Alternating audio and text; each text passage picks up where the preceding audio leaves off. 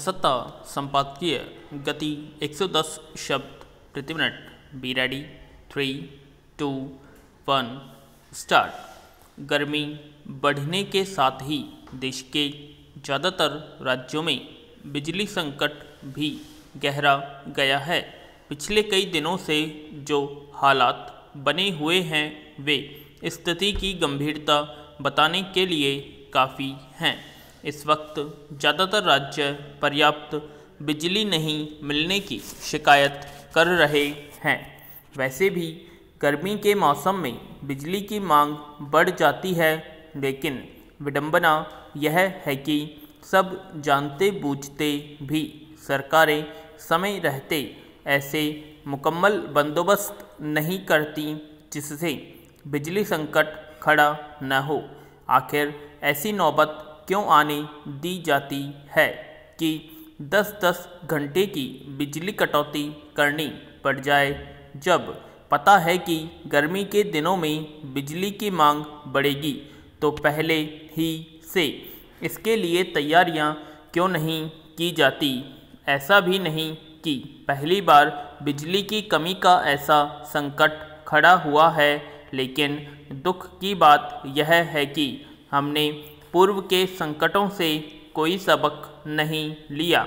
इसी का नतीजा है कि इस बार फिर देश के ज़्यादातर हिस्से अंधेरे में डूब रहे हैं और लोगों के पसीने छूट रहे हैं। पैरा गौरतलब है कि ज़्यादातर बिजली घरों के पास पर्याप्त कोयला नहीं है। हालात इतने नाजुक हैं, इसका अनुमान इस बात से लगाया जा सकता है कि 60% बिजली संयंत्रों के पास 25% से भी कम कोयला बचा है। हालांकि कोयला मंत्री ने बिजली संयंत्रों के पास 10 दिन का कोयला होने का दावा किया है, पर हैरत की बात यह है कि एक तरफ तो बिजली संकट के लिए अब तक कोयला उत्पादन में कमी की बात कही जाती रही है, जबकि दूसरी ओर देश में कोयले की कमी नहीं होने का दावा भी सुनने को मिलता रहा है। इसलिए यह सवाल उठना लाजिमी है कि फिर बिजली संकट क्यों खड़ा हो गया। आंकड़े बताते हैं कि कोयला उत्पादक कंपनियों के पास करीब 6.5 करोड़ टन कोयले का पर्याप्त भंडार है और इस बार अप्रैल में कोयला उत्पादन पिछले साल के मुकाबले 27% बढ़ा है। ऐसे में अगर बिजली संयंत्रों को समय पर कोयला नहीं मिल पा रहा है, तो इसका मतलब है कि समस्या का छोर कहीं और भी होगा। पैरा बिजली संकट का मुद्दा कोयले की ढुलाई से भी जुड़ा है।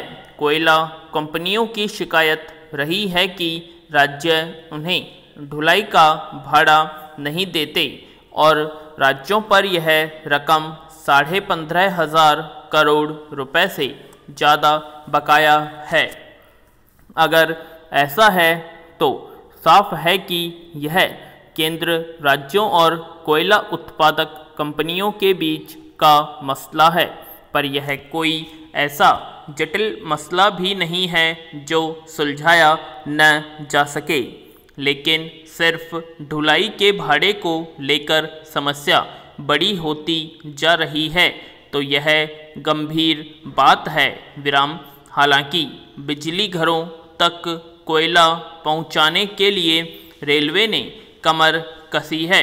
बड़ी संख्या में मालगाड़ियां लगाई हैं और कुछ दिन के लिए सैकड़ों यात्री गाड़ियों के फेरे भी बंद कर दिए हैं, ताकि मालगाड़ियों के लिए रास्ता साफ रहे। अगर रेलवे ऐसी ही चुस्ती पहले दिखा देता तो शायद बिजली घर एक दिन या एक हफ्ते का कोयला बचा होने का रोना न रोते। इस बात से इनकार नहीं किया जा सकता कि बिजली की कमी से कहीं ज़्यादा बड़ा संकट कोयला, रेल और बिजली मंत्रालय में तालमेल की कमी का भी दिखता है।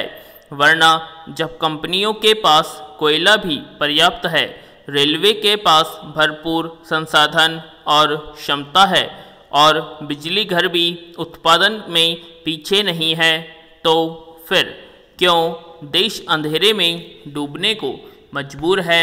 पैरा अजीब दौर है यह, उन्माद फैला कर समाज में शांति भंग कर देना जैसे कुछ लोगों का शगल बनता गया है। पटियाला का हिंसक संघर्ष इसका नया उदाहरण है। कुछ लोगों ने खालिस्तान के स्थापना दिवस पर सिख फॉर जस्टिस के बैनर तले जुलूस निकालने की योजना बनाई थी। इसके विरोध में शिवसेना बाल ठाकरे नाम का एक संगठन उतर आया और उसने खालिस्तान मुर्दाबाद मार्च निकाल दिया। स्वाभाविक ही दोनों गुटों में संघर्ष हुआ, पत्थर चले और कई लोग घायल हो गए, पुलिसकर्मी भी और आम नागरिक भी। इस पर पंजाब सरकार ने हिंसा रोकने के लिए कड़ाई की और कर्फ्यू लगाना पड़ा। गनीमत है कि यह संघर्ष देर तक नहीं चल पाया और पुलिस ने इस पर काबू पा लिया, मगर यह सवाल अभी भी अनुत्तरित है कि आखिर इस संघर्ष की नौबत आई क्यों। खालिस्तान को लेकर शुरू हुआ आंदोलन अब अपनी त्वरा खो चुका है। कुछ चिटपुट लोग कभी कभार सिर उठाते देखे जाते हैं। विदेश में रह रहे कुछ लोगों पर आरोप लगता रहता है कि वे सिख फॉर जस्टिस संगठन को सहयोग करते हैं। पंजाब में नई सरकार आने के बाद वह एकदम से इतना सक्रिय कैसे हो गया कि उसके लोगों ने स्थापना दिवस पर जुलूस निकालने की तैयारी कर ली। विराम। हैरानी की बात यह भी है कि पंजाब सरकार ने इसे रोकने की कोशिश क्यों नहीं की। पैरा पंजाब पाकिस्तान सीमा से सटा राज्य है, इसलिए इसे संवेदनशील माना जाता है। वहाँ सुरक्षा को लेकर ज़्यादा चौकसी बरती जाती है। खुफिया एजेंसियाँ हर समय सक्रिय रहती हैं, पर हैरानी है कि प्रशासन को पहले ही कैसे खालिस्तान समर्थकों के जुलूस की सूचना नहीं मिल पाई। सब जानते हैं कि खालिस्तान की मांग को लेकर पहले भीषण हिंसा हो चुकी है, जिसके चलते पूरा पंजाब वर्षों दहशत के साए में गुजार चुका है। अब वहाँ के लोग खालिस्तान की मांग को किसी भी रूप में जायज़ नहीं मानते। हालांकि यह आशंका भी जताई जाती रही है कि सीमा पार से इस संगठन को उकसाने के प्रयास होते हैं। ऐसे में अगर वह संगठन फिर से सिर उठा रहा है तो यह सबके लिए चिंता का विषय है।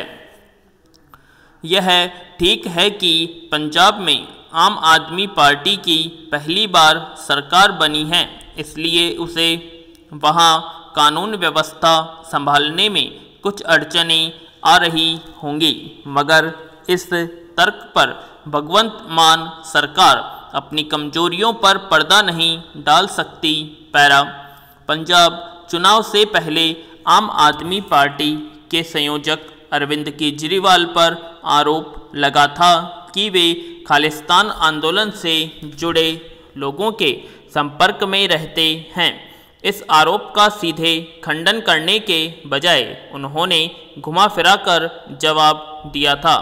अब अगर खालिस्तान के समर्थन में यह जुलूस निकला तो एक बार फिर उनका इस सवाल के घेरे में आना स्वाभाविक है। सवाल है कि जो संगठन दहशतगर्दी के जरिए देश की अखंडता को भंग करने की कोशिश कर चुका हो, उसके प्रति किसी भी तरह की नरमी भला क्यों होनी चाहिए। भगवंत मान सरकार से इस मामले में भारी चूक हुई या वह इस मसले पर निर्णय करने में देर कर गई, जिसके चलते हिंसक झड़प की नौबत आ गई। उस वक्त जिस तरह से पत्थर चले कोई बड़ी घटना भी हो सकती थी। यह घटना फिर से न दोहराई जा सके, इसे लेकर पंजाब सरकार को अतिरिक्त रूप से सतर्क रहना होगा। पूर्ण विराम।